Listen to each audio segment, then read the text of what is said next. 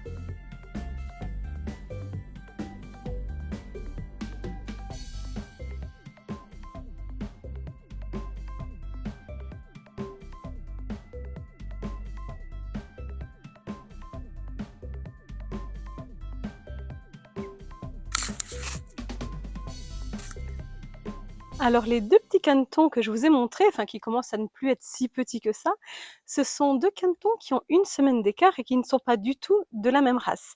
Le blanc que vous avez vu, qui s'appelle foie gras, c'est un canard blanc de l'Allier. Donc vous le savez, j'ai un couple de canards blancs de l'Allier depuis quelque temps, je vais vous les remontrer tout à l'heure de toute façon. Et nous avons eu quelques œufs de cane, très peu puisque je les ai eus assez tard dans la saison, donc j'ai eu très peu d'œufs, mais j'ai quand même eu quelques œufs de cane et il y en a un qui a donné un caneton. Donc nous avons un petit caneton de la race blanc de l'Allier. Donc celui-là, vous l'avez vu, c'est celui qui se laisse attraper le plus facilement, il est très câlin, il est assez rigolo. Et donc là, au moment où je vous le filme, il a entre 6 et 7 semaines. Donc il a bien grossi déjà, il n'a pas encore de plumes, enfin ça commence tout juste au niveau de la queue, mais c'est quand même principalement du duvet. Le deuxième caneton que vous avez dû apercevoir, je vais essayer de vous le refilmer, mais il est plus difficile à attraper, c'est un colvert.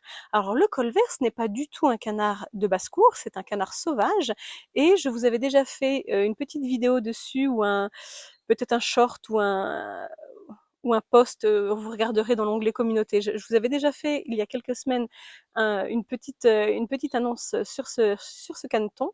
Il s'agit d'un sauvetage. C'est un ami qui a trouvé ce petit caneton. Il avait 1 jour, je pense, approximativement, peut-être 2, sur le trottoir à Bourges, en plein centre-ville. Alors évidemment, il y a la rivière le Cher qui passe à Bourges, donc probablement que la mer n'était pas très loin avec sa portée, avec ses canetons, mais celui-ci était totalement isolé, il n'y avait pas la mer à proximité, sa mère, la maman, la canne, et donc cet ami a récupéré ce petit caneton et nous a demandé si on pouvait s'en occuper. Donc j'ai récupéré ce petit caneton et comme il s'est trouvé que j'avais mis des œufs de cane en couvaison et qu'ils allaient bientôt éclore, eh bien je me suis dit: «Ça va pouvoir le faire», et c'est exactement ce qu'il s'est passé. Donc nous avons récupéré ce petit colvert qui a été tout seul pendant 1 semaine, et puis au bout d'1 semaine, mes canards blancs de l'Allier, enfin mon canard blanc de l'Allier, il n'y en a eu qu'un seul, est né. Il y avait 5 œufs, je crois, dans l'incubateur. Il y a eu une naissance et donc ils ont 1 semaine d'écart.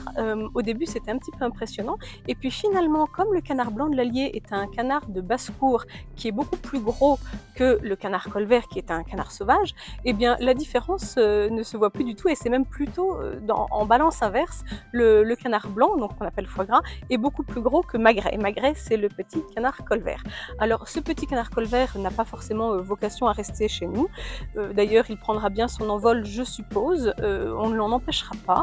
Ceci étant, comme il aura quand même goûté à l'alimentation facile, puisque nous le nourrissons en même temps que l'autre, je ne sais pas du tout quelle sera son attitude.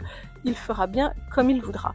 En attendant, le canard blanc de l'Allier, lui, ne pourra pas voler, enfin difficilement en tout cas, hein, ce n'est pas une race qui vole. Donc peut-être qu'un jour, dans quelques semaines ou quelques mois, Leur belle amitié ne durera peut-être pas. Je vous le redirai en temps voulu. Maintenant, passons un petit peu aux choses intéressantes pour vous, à savoir comment j'installe mes canards, que ce soit les petits, les canetons ou les adultes. Alors là, je vous montre, bien sûr, vous reconnaissez, j'imagine, vous voyez là, foie gras et puis magret qu'on voit très peu, hein. Le canard colvert se cache beaucoup plus dans la nature, il est beaucoup plus discret. Donc, à leur début, ils étaient bien sûr à la maison, dans une cage à la maison, pour qu'ils soient sous ma surveillance active. Et puis, ça fait déjà un petit moment qu'on les laisse prendre l'air en journée. Alors, dans un premier temps, je les avais mis dans une cage comme ça, vous voyez, ouverte sur le dessus. Enfin, je referme pour les prédateurs, mais ils avaient la possibilité d'être dehors tout en étant à l'abri. Et puis là, on a agrandi un petit peu leur enclos de fortune, je dois vous le dire. Donc, on a juste mis en fait des cages ici qui permettent de faire obstacle, puisque les canards ne volent pas. Contrairement, les poussins ne pourraient pas faire ça, hein, parce que les poussins passeraient par-dessus. Pour les canetons, c'est pas gênant du tout.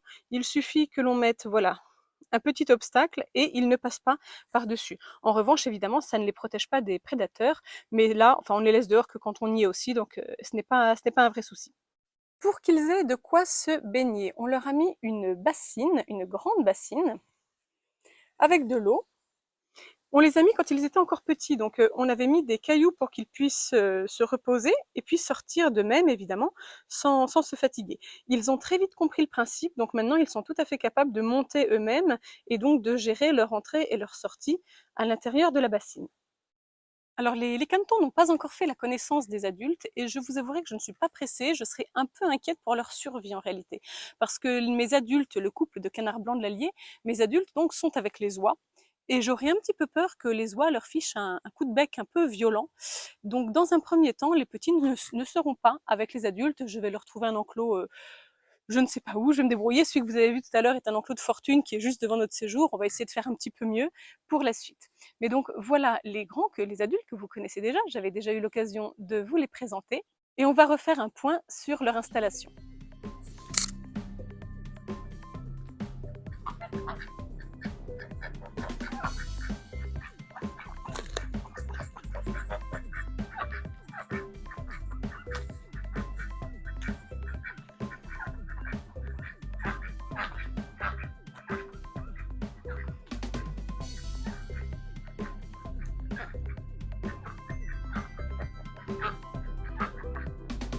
Alors la dernière fois que je vous avais montré leur installation, je vous avais montré que les oies étaient dans cette cabane et que j'avais une autre cabane ici pour les canards. Que je n'ai plus, ou enfin que j'ai préféré utiliser ailleurs. C'était un petit peu luxueux pour des canards qui en réalité n'avaient pas besoin d'un tel abri, et j'ai préféré l'utiliser pour ma nouvelle série de poussins, mais je vous parlerai des poussins dans une autre vidéo. Donc vous verrez dans une autre vidéo où est passée la cabane ici qui était au départ pour les canards et qui est devenue un poulailler pour les poussins gaulois dorés. Non, pas du tout, les poussins de la race bourbonnaise. Donc j'ai toujours ici l'abri des oies, mais qu'il va falloir que je repaille. Je suis en train de retravailler dessus. Voilà, donc là, je vais finir de nettoyer tout ça. Je vais repailler. C'est en cours de préparation. J'ai investi ici dans un seau spécifique pour les palmipèdes. Et c'est un seau qui permet d'avoir l'alimentation bien à l'abri ici. À l'intérieur, c'est un tube et donc le palmipède met son grand cou en fait à l'intérieur pour aller récupérer le grain à manger dedans. Voilà, donc là, il n'y a plus grand-chose, il va falloir que j'en remette. Et vous voyez, donc ça donne sur l'extérieur, et c'est un tube, en fait. Hein. C'est un tube, et par le dessous, le grain arrive. Voilà. Alors j'avais fait cet essai avec donc ce bac qui est spécifique au palmipède pour faire un réservoir à grains. Et donc j'ai juste pris ça et j'en étais très contente. En fait, les oies et les canards ont tout de suite compris comment ça fonctionnait. Ils ont tout de suite pensé à bien allonger leur cou pour aller jusqu'à l'intérieur du seau et trouver leur grain. Donc j'ai vraiment été conquise par cet achat. Sauf que avec le temps, je me suis rendu compte quand même que les oies, surtout, au lieu de manger en fait avec le cou à l'intérieur, eh bien prennent, sortent le cou, secouent, en mettent plein partout et seulement après se mettent à manger. Et donc en fait, j'ai quand même beaucoup de pertes, alors que je pensais que ça allait résoudre les problèmes de perte de grains. Et en fait, non, soyons clairs, ça ne résout rien du tout. Je vous avais déjà aussi parlé, je crois, de l'abreuvoir semi-automatique. Regardez, il a un tuyau ici qui arrive et qui est relié à ma réserve d'eau ici, que j'alimente avec de l'eau de pluie. Donc voilà, je vous avais montré le système qui est toujours en place et qui fonctionne plutôt très très bien. Et à l'époque où je l'avais installé, je vous avais dit plusieurs choses. En fait, voilà, j'espérais deux choses. J'espérais que l'eau resterait propre parce que ça permet aux palmipèdes de mettre juste la tête et le cou, et donc ça évite de salir avec les fientes notamment. Alors ça, ce n'est que très partiellement vrai, puisqu'en réalité, eh bien, je ne sais pas comment ils se débrouillent, mais l'eau est quand même souvent très très sale, et manifestement, vu l'odeur, ce n'est pas seulement de la boue, ce n'est pas seulement des saletés qui est prise là, des saletés prises avec le bec, et ensuite ils se rincent le bec, parce que ça, j'ai vu qu'ils étaient très forts, et ça explique que l'eau ne reste pas propre, mais vu l'odeur, manifestement, c'est autre chose que de la boue. Je pense qu'il y a quand même des fientes, je ne sais pas comment ils se débrouillent, ça doit partir en jet, mais en tout cas, voilà, ça ne résout que partiellement le problème des souillures dans l'eau, puisque j'ai quand même de l'eau qui est très vite sale, malheureusement. Alors pour le nettoyage, en revanche, c'est plus facile que ce que j'imaginais. Je vous avais dit qu'il faudrait sans doute que je fasse ça le soir, que je le vide, que je le nettoie et que je laisse la nuit pour que ça se re-remplisse. En réalité, j'ai essayé, sauf qu'en fait, moi, ça m'enquiquine. Le soir, j'ai autre chose à faire que de nettoyer l'abreuvoir. Ma journée est finie, ça ne m'arrange pas du tout. Et puis, en fait, ça ne met pas si longtemps que ça à se remplir de nouveau, donc je n'ai pas besoin de prévoir la nuit pour que ça se remplisse. Donc c'est beaucoup plus simple que ça. Je décale mon abreuvoir. D'abord, je coupe. Écoutez, je vais vous montrer, ce sera plus simple. Alors, quand je veux vider mon abreuvoir, je commence par couper l'arrivée d'eau ici. J'avais prévu, je l'avais anticipé avec un petit robinet. C'est un robinet basse pression, évidemment. Donc, je coupe mon arrivée. Je déclipse ici mon tuyau. Voilà. Et une fois que c'est déclipsé, je peux m'occuper de mon abreuvoir.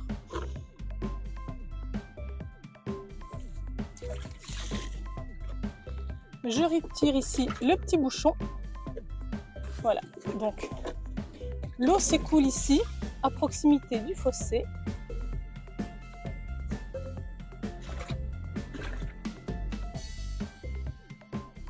Voilà.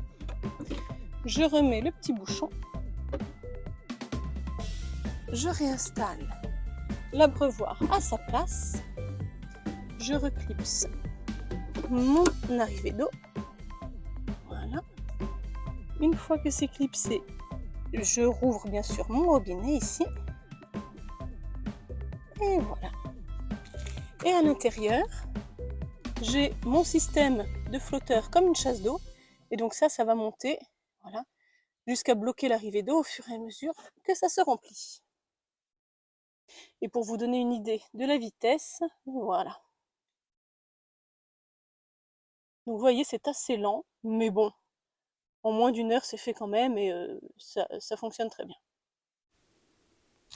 Donc voilà leur enclos avec la fameuse mare. Là, je dis la fameuse parce que je vous en avais déjà parlé. Donc tout le printemps, les palmipèdes en ont bien profité, ils pouvaient se baigner, c'était vraiment chouette, mais avec l'arrivée de l'été et a fortiori de la sécheresse, la mare se retrouve à sec. Alors, je dis a fortiori avec la sécheresse, mais c'était déjà prévisible avant.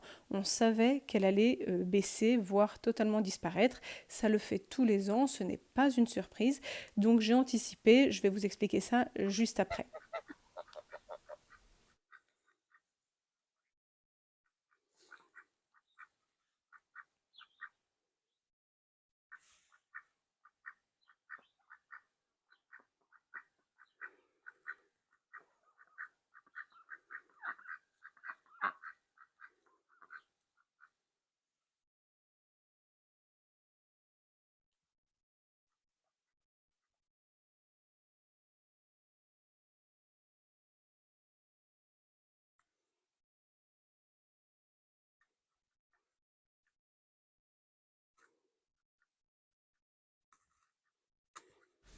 C'est assez amusant de voir mes quatre palmipèdes, donc le couple de canne-canard et le couple d'oie-jarre, qui s'entendent très bien et qui sont toujours tous les quatre ensemble. Alors ça, c'est la suite de leur enclos qu'ils n'ont pas encore exploré. On voit que les palmipèdes sont quand même nettement moins curieux que les poules.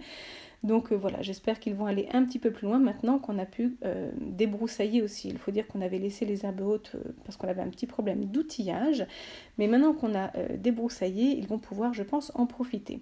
Alors on a débroussaillé, on a fait donc des gros tas comme vous voyez ici, et en fait je vais utiliser c'est de la paille en fait, enfin ou du foin plus exactement, c'est une sorte de foin, tous ces gros tas, je vais les utiliser maintenant qu'il n'y a plus rien autour, et je vais les mettre dans leur courette parce que voilà, il y a des fientes et je pense que c'est mieux que les palmipèdes soient bien sur du foin et non pas dans leur fiente évidemment.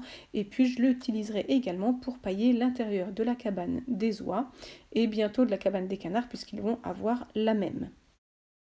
Alors me revoilà dans l'enclos de fortune des canetons. Donc je vous avais montré donc cette bassine qu'on avait mis pour les canetons. En fait, ce que je vais faire, et c'était comme ça d'ailleurs que c'était prévu, quand j'ai acheté cette bassine, l'idée c'était pas de la proposer aux canetons. L'idée c'était de la proposer aux adultes quand la mare serait vide. Je vous l'ai montré à l'instant. Et ça on le savait, hein, c'est pas une surprise, on n'est pas du tout pris de court. Alors même si ça arrive peut-être un peu plus tôt que d'habitude à cause de la sécheresse, malgré tout, on savait très bien qu'il n'y aurait bientôt plus d'eau dans la mare. Donc j'avais anticipé et cette grosse bassine en fait elle est prévue pour les adultes. Donc là je vais bientôt la vider parce que je ne peux pas la transporter quand elle est pleine, la vider, la mettre dans l'enclos des oies et des canards, les adultes, la remplir et leur proposer donc ce tout petit bassin pour qu'ils puissent quand même se tremper la tête comme ils aiment bien le faire. Je mettrai une bassine plus petite pour les canetons.